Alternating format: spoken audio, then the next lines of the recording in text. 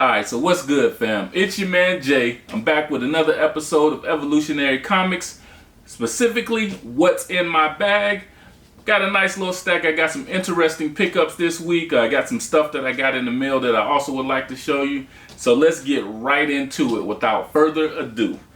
It seems like everybody that's a comic book vlogger says that for some reason, but I don't know. I guess it's the culture.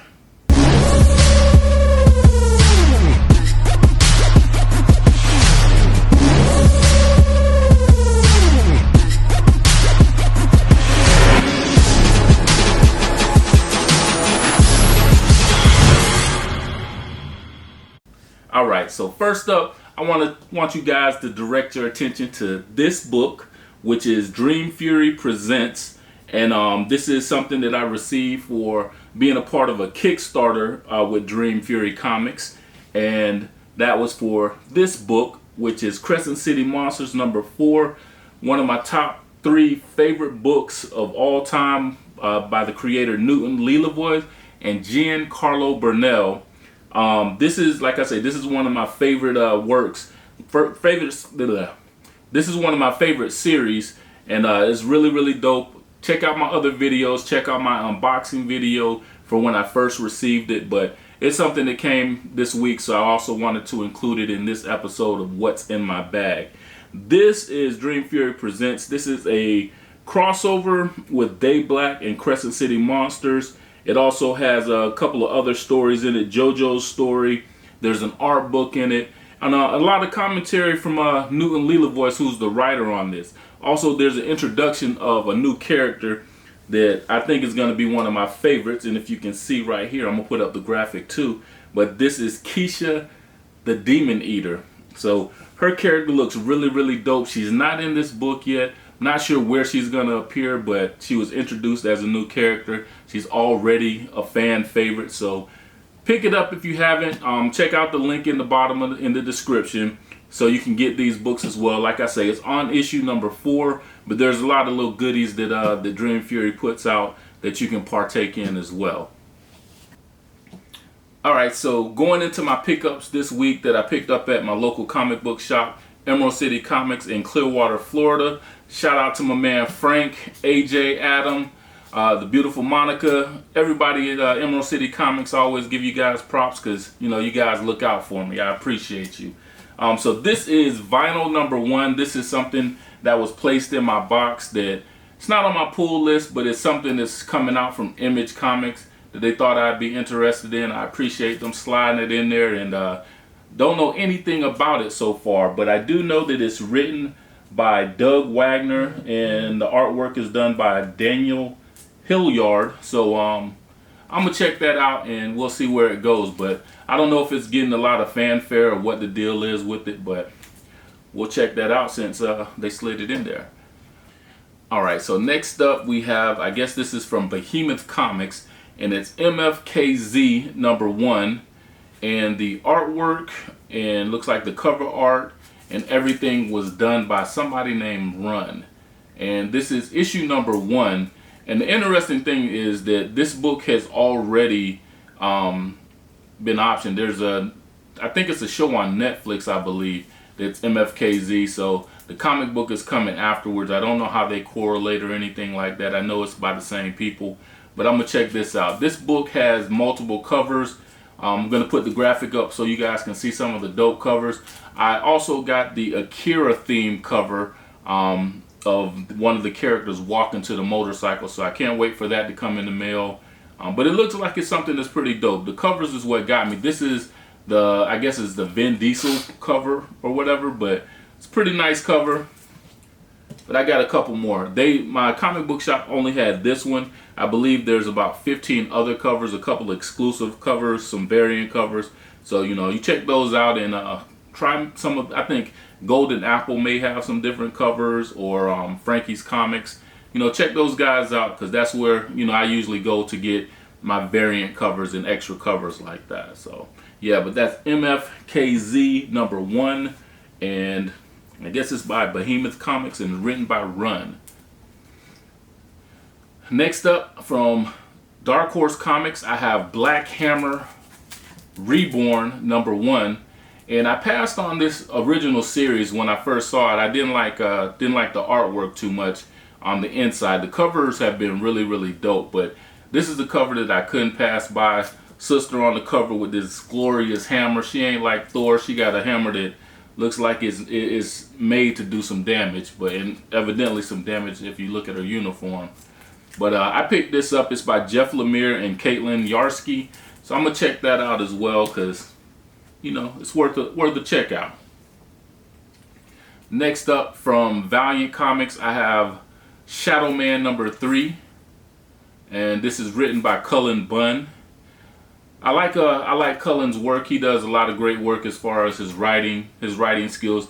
This has started off kind of slow for me, so I'm hoping that this issue kind of picks up and we get a little bit more interesting action with brother Jack Boniface and the Shadow Man character. So we'll see. This is another pickup of Eve #2. This is a Virgin variant cover. It's a 1 in 10 by Mora, and I have one of these already, and I guess my LCS put another one in my box for me. I appreciate that, because you know it was only one the first time I picked it up, so I'm happy to have a second copy of this. I've been told that, you know, buying just one copy, you know, you kind of shorten yourself. So I think this is going to be something very valuable in the future. If you're looking to get into comic books and you're trying to find a starting point, I would say start off with Eve. The character is dope, you know, the whole story is dope, and you know, it's a real good starting point. So yeah, check that out. Next up, I have from DC Comics. This is Batman 1038, and I had actually dropped this from my list, and I wasn't reading it, but I decided to pick this one back up because there was some interesting action going on and some new appearances by these new characters. Kind of intrigued me, just, you know, knowing on the surface a little bit about it. So I decided to pick this one back up too. But that's Batman Detective Comics 1038. And next I have a new one from DC, and this is a limited series by Brian Michael Bendis, and it's Checkmate #1. And I know this one has some new appearances, and this is, you know, looks like it's going to be something interesting as far as some new villains that are introduced to deal with Superman and Batman and the Justice League or whatever. So we'll check that out as well. Next up from DC Comics, I have another book by Brian Michael Bendis. You know, he's one of my favorite artists. He's an artist. So next up, I have DC Comics 63, Justice League #63, and that's also by Brian Michael Bendis. He's one of my favorite writers. He's known for creating some of the dopest characters in Marvel or DC in recent history. In the last 20 years, he's probably done the best character creations. And this is Naomi, one of my favorite characters. And apparently her and Black Adam are on trial for something. So I know that the Justice League ended up having to go to Naomi's home planet, and they were battling, you know, different beings on that planet. And I guess, I don't know, they're on trial on the planet maybe. But we'll see what's up with that. I'm anxious to read that one, so I'm definitely going to read that one. Alright, so next up I have Mr. Miracle, The Source of Freedom #2. That's also by DC Comics. And this is written by Brandon Easton. And Mr. Easton is really dope as far as a writer goes. The way he's kind of, you know, looping some of the social issues into the storyline is really dope. I like the way, you know, he's thinking. To me, it's more reality based as far as you know, interlacing reality with, you know, fantasy with the comics. I really dig this book. I really dig the writing. The artwork is great as well, but what's really holding this book together definitely is the writing. So I think that's the way it should go. The writing should be a little bit stronger than the artwork, and that's what makes for a great comic book. But yeah, we'll see what happens to Mr. Shiloh and Mr. Miracle, that storyline. So check that out. This is also another great starting point if you're just getting into comic books as well. Next up from Marvel Comics, this is a sought after cover. There was only two that I saw in my local comic book shop. I grabbed one. I was intending on grabbing two. Somebody else already had one in their box, but hopefully I'll be able to acquire another cover. But this is Heroes Return #1, and as you see, it is the Ronin character, but this time it's T'Challa. I guess there's been quite a few other people that play to take the Ronin persona, and I guess it's T'Challa's turn within this kind of alternate reality within the Marvel universe. So I'm definitely interested to see how that correlates going into the new Black Panther that's being written by John Ridley. So I think it's a little bit of foreshadowing. That's why another reason why I want to pick up a couple extra covers of this. So I'm not the spec god like my man Duran in Blurred Core, but it is something that I do think is a little bit of foreshadowing into how the storyline may carry on, especially because it's already been said that, you know, T'Challa is trying to save one of his covert agents, undercover agent somewhere, and he has to keep some secrets. So he may choose to use a different identity other than the regular Black Panther identity. So that's why I think this is definitely going to be a good spec book. If you haven't thought of it that way, maybe think of it that way. Try to acquire a couple of these extras of these covers. But definitely read the story, because, you know, I think the Reborn series is slow at certain points, but it picks up in other points and it opens your light to different possibilities. Next up is Sword #6, and this is also from Marvel Comics, and it's being written by Al Ewing, and the artwork is by Shikti. And I don't know, I haven't been keeping up. I think I stopped at #3, but the storyline has been dope enough for me to stay along with it and keep picking it up each week. But yeah, you know, check that out. I think this one is supposed to be a very interesting issue. I heard something about a wig being thrown or somebody's wig getting snatched off. So you don't see that every day in comic books, so I guess I want to check that out as well. But I heard it is a must read, so pick that up as well. And finally, coming down to the end, I'm into my Image Comics bag, and this is Shadecraft #4, and this is written by Joe Henderson and Lee Garbey. And yeah, this has been a good series as well. You know, she's trying to figure out, you know, if that shadow is on her side or if it's really her brother, or what the situation is. The shadow world, she's trying to gain power dealing with the shadows and everything. So we'll see how that turns out. And let's see, I'm skipping around because I always like to save the best for last.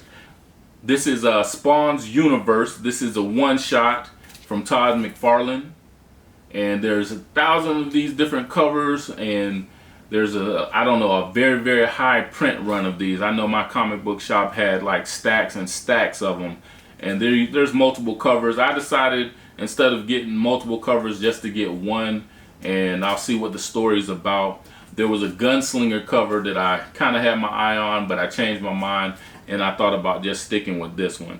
Don't really know. I know that it's kind of like an anthology story series. There's like 4 different stories contained in this one book. The book is extra thick. I think it's like 64 pages, which is, you know, double the customary 32-page, you know, comic book.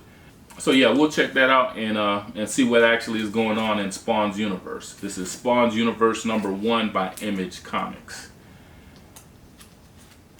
So the last books in my Image bag, I don't know which ones to show you guys first, but you know it's my favorite series in all the comics right now, other than this one. So I guess you could say this is like 1, 2, and 3, no specific order. But I guess I'll show you guys Bitterroot 14. So pick this one up definitively. This is a great story about the Sangaree family and their monster hunting ways, how they're dealing with, you know, different personalities within the family. This has always been a dope series. I think if you go back to either 11 or 12, they started a new arc in the storyline. So but that's a good pickup point if you haven't been reading it. And you know, it's definitely worth the read. It's worth the pick up. Pick up the trades if you can't get any #1s. I know the #1 issues are very scarce right now since it has been optioned for a movie or or at least a Netflix series or something like that. I'm not sure exactly which direction they're going to go into. I hope it's going to be a full-fledged movie, but it is definitely worth the pick up. One of the best comic books in comics right now. And this is the Juneteenth cover. So happy Juneteenth to everybody out there. I know it's a couple of days after Juneteenth, but you know, it's something that you should still celebrate. And just because the government is now saying, okay, we're going to acknowledge Juneteenth and we're going to celebrate it, doesn't mean that, you know, we got to be so, you know, pro-black and so conscious that we ignore the holiday. We just don't celebrate it on their terms. We've been celebrating Juneteenth on our own terms for years, for decades. I found out about it when when my brother went to Texas to go to school. I went out there to visit him, and they had a cookout, and I didn't know what the cookout was for, and they started talking about Juneteenth. Educated me. I thought, you know, that I was pretty, you know, up to par as far as understanding black history and, you know, our social and cultural history here in America. But it was a new education, and I love the holiday.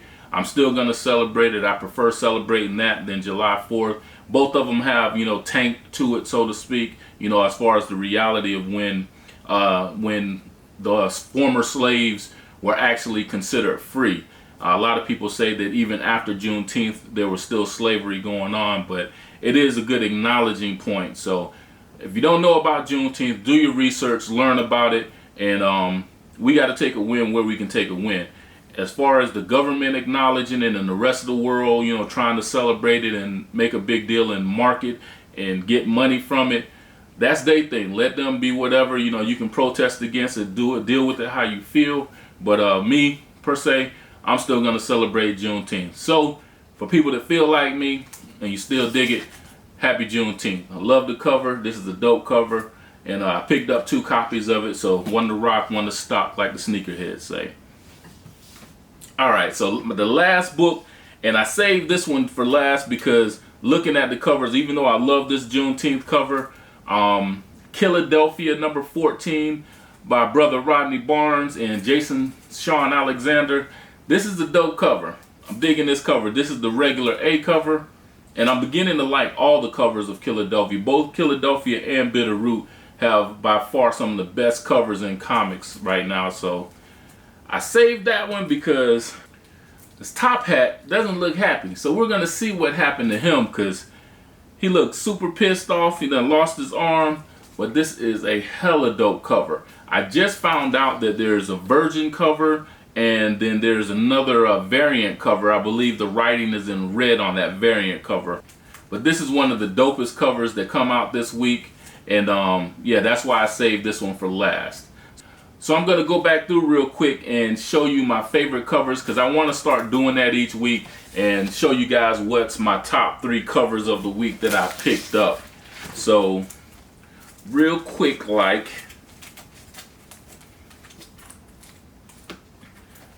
I don't think it's going to be a difficult choice this week.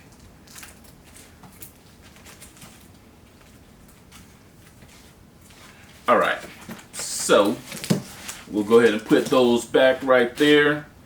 And as always, I like to do a little honorable mention because no matter how many times you say, okay, my top 3, there's always going to be a 4 and 5 that you really dig, but you don't know. Anything could happen for them to be in your top 3. But this Black Hammer cover, I'm really digging that. That's super, super dope. I think it should be recreated in a photo shoot. So, you know, find somebody with an afro and a yellow suit like that and a supersized hammer. This one, Eve number 2, I give this one an honorable mention because I love the cover as well. Even though I think I debuted this one in a previous video. But yeah, just honorable mention like you know it's supposed to be. That's a hella dope cover. So out of my top 3 covers this week, at number 3, I will say this Bitterroot number 14, the Juneteenth cover. Definitely digging that, loving that. Yeah, so that's hella dope. So that's at number 3. And number 2 is probably the Ronin cover of Marvel Comics Heroes Return number 1 with T'Challa on the cover. That's super dope. I really want to see T'Challa in that Ronin role a little bit more. I think this whole cover makes a lot of people want to see that happen and see how he deals with that kind of situation. But number one, I saved it for last, and for that particular reason, Philadelphia 14 by Rodney Barnes and Mr. Jason Sean Alexander. This is a hellified cover, one of the best covers of the month, actually, in my opinion. I love this cover. I can't wait to get into this book to see exactly what's going on in this part of the series. So that is my number one cover pick of the week. And yeah, so that's it. That's what's in my bag. I hope you guys enjoyed. I hope you guys found something in here that that's gonna elicit you to go out to your comic book shop and pick up something yourselves, and get into comics, because like I say, it's not a bad thing. It's something that kind of gives you a little bit of escape, something that opens up your mind a little bit to the fantasy world, and also it crosses over into reality. There's some politics in it, in a lot of these comic books as well, and for other people, they don't really want it, but I do, because I need a little bit of reality as it's mixed in with my fantasy. Because definitely whenever you get something that's reality, that's fantasy based, and then you get a little bit of reality tossed into it, you can see other avenues of how things could or should be. So that's my take on it anyway. I guess somebody asked me one day what was my unique, take on comic books, and that's it for you. But anyway, continue to evolve. I appreciate you joining. Oh, don't forget to hit that like button. Definitely hit the like button. Leave me some comments. Share the video. Share it with your friends. Even if you don't watch it completely, if you watch it in parts, that's cool, because I know sometimes people's attention span is really short. Watch it for 10 minutes, come back and watch the rest later. Whenever you decide that you're going to go out and get some comic books, or if you want to share it with somebody, you just want to see a cool brother, just kind of spreading the word about our people within comic books as well. But, leave me a comment, share the video, hit the notification bell so you're aware of any time that I put out a new video. More than that, continue to evolve. This your man Jay, Evolutionary Comics, and we out. All right, fam. So that's another one in the books. I appreciate you for joining me. Check out the books. Pick up something. Let me know what you're liking, what you're not liking. Either way, let me know. Hit me in the comments. Something. Talk to me, baby. Let's continue to evolve together, because this is always Evolutionary Comics, baby. I'll let your boy.